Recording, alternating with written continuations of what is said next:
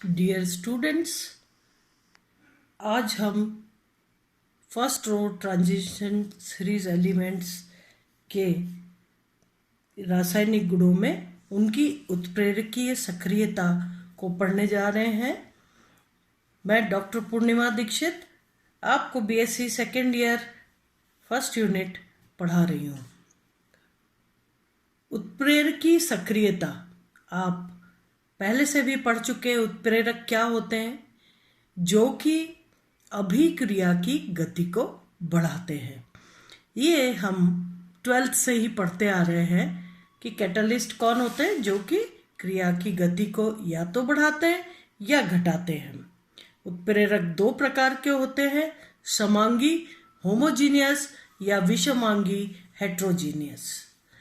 तो आज हम कैटालिटिक एक्टिविटी जो भी ट्रांजिशन मेटल्स की है उसके बारे में पढ़ने जा रहे हैं। संक्रमण तत्वों का उत्प्रेरक के रूप में बहुत ज़्यादा उपयोग होता है। आप सभी हैबर्स प्रोसेस और इथिलीनीकरण इन सब को पढ़ चुके हैं। तो यह सक्रियता इन तत्वों की परिवर्तनशील ऑक्सीकरण अवस्था तथा रिक्त डी कक्षकों की उपस्थिति के कारण होती है। परिवर्तनशील ऑक्सीकरण अवस्था आप बार बार पढ़ते आ रहे हैं कि चूंकि 3D कक्षक और 4s कक्षकों की ऊर्जा में अंतर इतना कम होता है कि 4s कक्षक के साथ साथ 3D कक्षकों से भी इलेक्ट्रॉन्स निकल जाते हैं और परावर्तीय संयोजकता प्रदर्शित करते हैं। तो उत्प्रेरक की सतह पर धातु आयन के डी कक्षक कम ऊर्जा पर क्रिया कारकों के साथ मध्यवर्ती इंटरमीडिएट एक्टिवेटेड कॉम्प्लेक्स या मध्यवर्ती संक्रयित संकुल का निर्माण करते हैं। जो ट्रांजिशन एलिमेंट्स हैं वो अपनी सतह पर एड्जॉर्ब करके और इंटरमीडिएट कॉम्प्लेक्स का निर्माण करते हैं। जैसा कि आपको इस डायग्राम में दिख रहा है, A+B+C। इसमें आपको दिख रहा है कि ये तीनों मिल करके और एक्टिवेशन एनर्जी या ऊर्जा का उपयोग करके उच्च ऊर्जा स्तर पर मध्यवर्ती उत्पाद का निर्माण करते हैं, जो कि अंत में प्रोडक्ट या उत्पाद के रूप में रह जाता है। और जो कैटलिस्ट है उसके लिए हमने पढ़ा है कि कैटलिस्ट लास्ट में जो है हमको उसी रूप में मिल जाता है जिस रूप में हमने उसका उपयोग किया था। तो उत्प्रेरक की सतह पर धातु आयन के डी कक्षक कम ऊर्जा पर क्रियाकारकों के साथ मध्यवर्ती संकृत संकुल का निर्माण करते हैं। इस प्रकार क्रियाकारकों की सक्रियण की ऊर्जा, एक्टिवेशन एनर्जी, सक्रियण की ऊर्जा कम हो जाती है। जहां यहां तक सक्रियण की ऊर्जा थी, अब वो कम होकर के कैटलिस्ट की उपस्थिति में उसमें कमी आ जाती है और तेजी से प्रोडक्ट फॉर्मेशन, उत्पाद बन का निर्माण हो जाता है। तो इस प्रकार क्रियाकारों की सक्रियण की ऊर्जा कम हो जाती है तथा अंत में उत्पादों के साथ उत्प्रेरक भी अपनी प्रारंभिक अवस्था में पुनः प्राप्त हो जाता है। मैंने आपको बताया कि उत्प्रेरक जो है हमको वापस उसी अवस्था में प्राप्त हो जाता है जिसमें हमने उसका उपयोग किया था।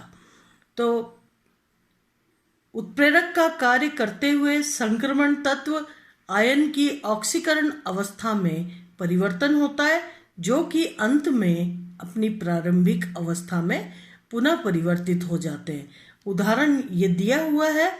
तो जब एक्टिवेटेड कॉम्प्लेक्स या मध्यवर्ती उत्पाद इंटरमीडिएट कॉम्प्लेक्स बनते हैं, ऐसी कंडीशन में संक्रमण धातु अपनी परिवर्तीय ऑक्सीकरण अवस्था को शो करते हुए कैटलिस्ट के रूप में जब कार्य करते हैं तो इनकी ऑक्सीकरण अवस्था परिवर्तित हो जाती है और अंत में यह अपने ओरिजिनल या पुनः वो अपने शुरुआती फॉर्म में आपको प्राप्त होते हैं। उदाहरण के तौर पर आयरन 3 की उपस्थिति में आयोडाइड एवं पर सल्फेट आयनों की क्रिया निम्न प्रकार से संपन्न होती है। आयरन +3 अवस्था में आप देखें तो आयोडाइड और पर सल्फेट की जो अभिक्रिया है वो आयरन 3 की उपस्थिति में होती है। अगर इस क्रिया को देखें तो 2 आयोडाइड आयंस पर सल्फेट के साथ अभिक्रिया करते हैं। आयरन +3 अवस्था में यहाँ पर उत्प्रेरक के रूप में उपस्थित है और यहाँ पर आयोडीन का निर्माण होता है, साथ ही 2 सल्फेट आयन बनते हैं। अगर इसकी मैकेनिज्म को देखा जाए, इनके क्रियाविधि को देखा जाए तो आयरन +3 फॉर्म में है, 2 iron ion Fe3+ ion 2 iodide ions के साथ रिएक्ट करके 2 Fe2+ आयन बनाते हैं और आयोडीन बनती है। इस तरीके से आयरन 3 का आयरन 2 में क्या हुआ, अपचयन हुआ और I2 फॉर्म हुआ, आयोडीन फॉर्म हुई।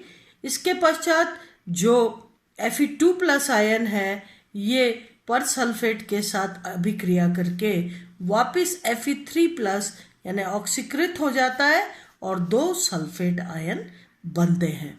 तो इस विधि को हमने देखा।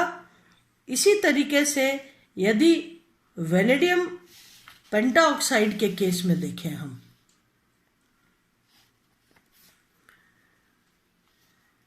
वेनेडियम पेंटाऑक्साइड के केस में देखें तो वेनेडियम पेंटाऑक्साइड अमोनियम नाइट्रेट का उपयोग H2SO4 के निर्माण में SO2 को SO3 में परिवर्तित करने में किया जाता है। यहाँ पर वेनेडियम पेंटाऑक्साइड का जो कि एक संक्रमण तत्व है, कैटालिटिक उत्प्रेरकीय सक्रिय आयन है, ये कंपाउंड है, पदार्थ है।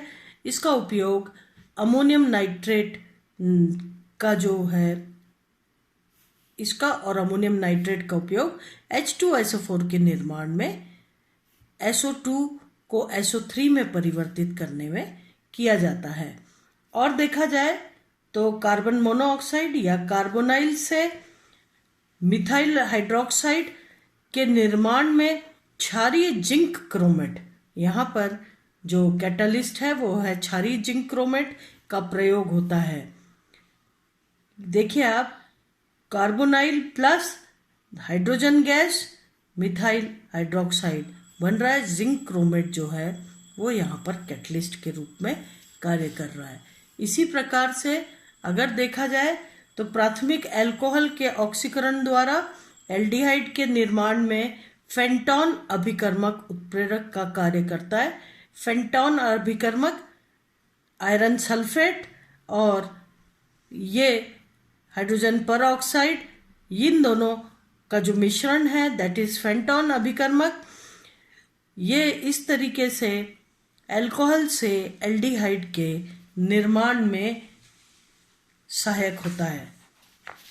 अब अगली अगर एक्टिविटी देखी जाए कि ट्रांजिशन मेटल्स का क्या उपयोग है, कैटलिस्ट की तरह उपयोग है और ये बहुत सारे संकुल निर्माण करते हैं, जिसको कि आपने इससे जस्ट पहले आपकी 3rd यूनिट में पढ़ा था, कोऑर्डिनेशन कंपाउंड्स। ठीक है, कोऑर्डिनेशन कंपाउंड ये जो हैं ट्रांजिशन एलिमेंट्स बहुत सारे कोऑर्डिनेशन कंपाउंड्स का निर्माण करते हैं। संकुल यौगिकों का निर्माण संक्रमण धातुओं का विशेष रासायनिक गुण है। ये इसका विशेष रासायनिक गुण है।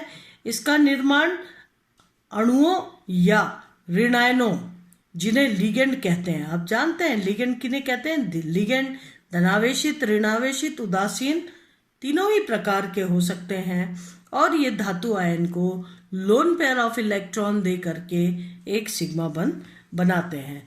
तो इसका निर्माण अणुओं या ऋणायनों, जिन्हें लिगेंड कहते हैं, के धातु आयन के साथ निश्चित संख्या में उप सहसंयोजक बंध द्वारा जुड़ने से होता है। किसका निर्माण? संकुल का निर्माण। लिगेंड के अणु या आयन पर कम से कम एक एकाकी युग्म होता है। लिगेंड का मतलब ही है कि इस पर लोन पेयर ऑफ इलेक्ट्रॉन उपस्थित होना चाहिए, जिसे वो धातु के संकरित कक्षकों में दे करके और एक सिग्मा बंध बनाता है। ये यौगिक उप संयोजक यौगिक भी कहलाते हैं। संक्रमण धातु परमाणु या आयनों में रिक्त डी कक्षक उपलब्ध होने के कारण संकुल बनने की तीव्र प्रवृत्ति होती है। पूरा का पूरा ही हमने कोऑर्डिनेशन कंपाउंड पढ़ा है, जिसमें इन संकुलों के मध्य किस प्रकार के बंधन होते हैं। आप जानते हैं किस तरीके से अलग अलग कोऑर्डिनेशन नंबर या उपसंयोजक संख्या वाले कॉम्प्लेक्सेस का निर्माण होता है। तो इसके लिए जो ये संकुल बनते हैं, इसके 3 प्रमुख कारण होता है। एक तो सबसे पहला उच्च आयनिक विभव। उच्च आयनिक विभव क्या होता है, जिसको हम रिप्रेजेंट करते हैं फाई से, प्रभावी धनावेश बटे प्रभावी आयनिक त्रिज्या। धनावेश आप जानते हैं, लेफ्ट टू राइट चलने पर संक्रमण तत्वों में धनावेश या प्रभावी धनावेश जो है ये बढ़ता है, और इसीलिए आपने पढ़ा है कि आयनिक त्रिज्या या त्रिज्या का मान जैसे जैसे एक एक इलेक्ट्रॉन्स ऐड होते जाते हैं, त्रिज्या का मान कम होता जाता है। आयरन, कोबाल्ट और निकिल पर जब स्क्रीनिंग और प्रभावी धनावेश एक दूसरे को संतुलित कर देते हैं, तो वहां पर जाकर के जो त्रिज्या है उसका मान स्थिर हो जाता है। जबकि कॉपर पर पहुंचकर जैसे ही 29वां इलेक्ट्रॉन ऐड होता है कॉपर पर, तो आकार बढ़ने लगता है, त्रिज्या बढ़ने लगती है। तो प्रभावी फाई इज इक्वल टू प्रभावी धनावेश बटे प्रभावी आयनिक त्रिज्या। संक्रमण धातुओं के आयनों का आकार बहुत छोटा होता है, आप जानते हैं, लेफ्ट टू राइट चलने पर और भी छोटा होता जाता है, और ये स्थिर हो जाता है आयरन, कोबाल्ट, निकल पर, कॉपर पर जाके ये बड़ा हो जाता है। तो संक्रमण धातुओं के आयनों का आकार बहुत छोटा होता है एवं इन पर आवेश अधिक होता है, इसलिए ये लिगेंड के इलेक्ट्रॉन्स को ग्रहण करने की सुगमता को बढ़ा देते हैं। चूंकि प्रभावी नाभिकीय आवेश अधिक होता है, इसलिए आसानी से लिगेंड से इलेक्ट्रॉन्स ग्रहण कर लेते हैं और संकुल बनाते हैं। दूसरा कारण क्या है, N-1 डी कक्षकों की बंध बनाने के लिए उपलब्धता। चूंकि संक्रमण तत्वों के आयनों में रिक्त डी कक्षक होते हैं, जो रिक्त NS, NP कक्षकों के साथ संकरित होकर के नए संकरित कक्षकों का निर्माण कर लेते हैं। आप जानते हैं कि आपने पढ़ा है वैलेंस बॉन्ड थ्योरी में कि सबसे पहले समन्वय संख्या के बराबर के रिक्त कक्षक उपलब्ध होते हैं, इनमें हाइब्रिडाइजेशन या संकरण होता है और समान संख्या के संकरित कक्षक बनते हैं। तो ये कक्षक लिगेंड के एकाकी युग्म को आसानी से ग्रहण कर उपसंयोजक बंध बना लेते हैं। अगर तीसरा कारण देखा जाए तो परावर्तीय ऑक्सीकरण अवस्था।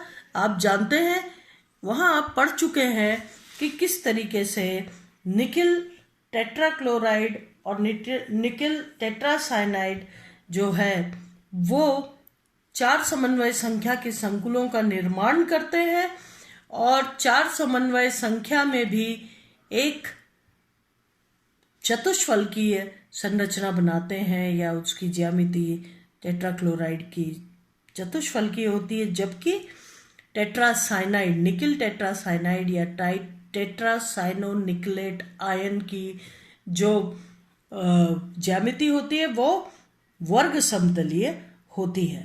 यानी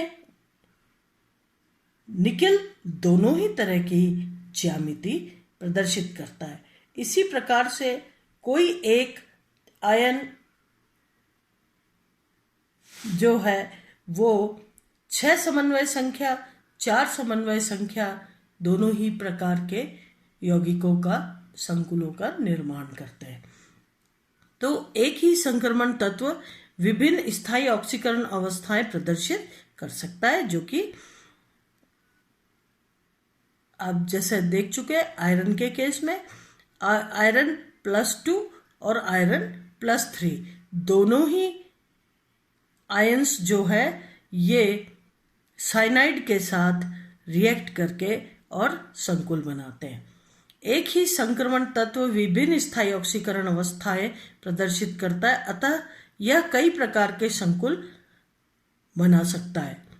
जैसे कि आयरन, ये फेरोसाइनाइड और ये फेरीसाइनाइड। आप दो बात करते हैं तो K4FeCN6 हेक्सासाइनोफेरेट 2+ आयन, और बाहर पोटेशियम लगाए तो आप कहेंगे पोटेशियम हेक्सासाइनोफेरेट 2+ आयन, और इसके लिए आप कहेंगे हेक्सासाइनोफेरेट 3+ आयन। यानी ऑक्सीकरण अंक यहाँ पे आयरन का 3 है, यहाँ पर 2 है। इसी तरीके से समन्वय संख्या को अगर देखें तो संकुल में एक धातु आयन जितने लिगेंडों के साथ उपसहसंयोजक बंध बना सकता है वह संख्या उपसहसंयोजन संख्या या कोऑर्डिनेशन नंबर कहलाती है। मैंने अभी भी आपको बताया 4 समन्वय संख्या। वैसे तो देखा जाए तो कोऑर्डिनेशन कंपाउंड 2, 3, 4, 5, 6, 8 तक के यौगिक ज्ञात हैं। इन समन्वय संख्याओं के साथ संकुल का निर्माण करते हैं, लेकिन सबसे कॉमन जो समन्वय संख्या है वो 4 और 6 है। तो निकिल के केस में संकुलों में एक धातु आयन जितने लिगेंडों के साथ उपसहसंयोजक बना सकता है, उपसहसंयोजक बंध बना सकता है, वह संख्या उपसहसंयोजन संख्या या कोऑर्डिनेशन नंबर कहलाती है। इन यौगिकों में 4 व 6 उपसहसंयोजन संख्याएं अधिक सामान्य होती हैं। ठीक है, इनके अतिरिक्त 2, 3, 5, 8 उपसहसंयोजक संख्याएं भी पाई जाती हैं, लेकिन कॉमनली 4 और 6 समन्वय संख्या के संकुल प्राप्त होते हैं। समन्वय संख्या 4 के लिए sp3 संकरण चतुष्फलकीय के लिए और dsp2 संकरण वर्ग समतलीय संकुलों के लिए होते हैं। तो अगर अष्टफलकीय संकुलों का निर्माण होता है तो D2sp3 संकरित कक्षक प्राप्त होते हैं। इस प्रकार से अगर हम निकिल टेट्राक्लोराइड और निकिल टेट्रासाइनाइड को देखें, ठीक है, निकिल टेट्राक्लोराइड और निकिल टेट्रासाइनाइड को देखें तो आप देखेंगे कि निकिल टेट्राक्लोराइड में आप जानते हैं निकिल का परमाणु क्रमांक 28। ठीक है, अगर विन्यास को देखें तो 28 में 4s2 अंतिम कक्षक का विन्यास होगा और बाकी के जो 8 इलेक्ट्रॉन हैं वो डी कक्षकों में इस प्रकार से होंगे। 4p कक्षक खाली है। जब निकिल 2+ अवस्था में आता है तो s कक्षक के 2 इलेक्ट्रॉन निकल जाते हैं और निकिल 2+ अवस्था में आ जाता है। बचे हुए 8 इलेक्ट्रॉन इस प्रकार से डी कक्षक 3d कक्षक में रहते हैं और sp3 संकरण s कक्षक और 3p कक्षकों में संकरण हो जाता है। sp3 संकरित कक्षक बनते हैं। 4 क्लोराइड 4 sp3 संकरित कक्षकों में लोन पेयर ऑफ इलेक्ट्रॉनों का युग्म दे करके और निकिल टेट्राक्लोराइड का निर्माण करते हैं। यहाँ पर आप देखिए, चूंकि बाह्य कक्षक संकुल बन रहे हैं इसलिए म्यू का मान, चुंबकीय आघूर्ण का मान वही है जो आयन का था। लेकिन निकिल टेट्रासाइनाइड के केस में आप देखिए तो +2 अवस्था में वही 8 इलेक्ट्रॉन डी कक्षक में है, लेकिन उनमें युग्मन हो गया है। यहाँ पर बाह्य कक्षक संकुल, उच्च चक्रण संकुल या चक्रण मुक्त संकुल बनते हैं। वहीं निकिल टेट्रासाइनाइड के केस में अंतः कक्षक संकुल, निम्न चक्रण संकुल या चक्रण युग्मित संकुल बनते हैं। तो निकिल 2+ के केस में आप देखिए 8 इलेक्ट्रॉन डी कक्षक में, और इस तरीके से 4 साइनाइड आयनों के पास आने पर इन इलेक्ट्रॉन्स में युग्मन हो जाता है। एक डी कक्षक DsP2 संकरण के लिए खाली हो जाता है और DsP2 संकरित कक्षक साइनाइड आयन से लोन पेयर ऑफ इलेक्ट्रॉन लेकर के वर्ग समतलीय संकुलों का निर्माण करते हैं।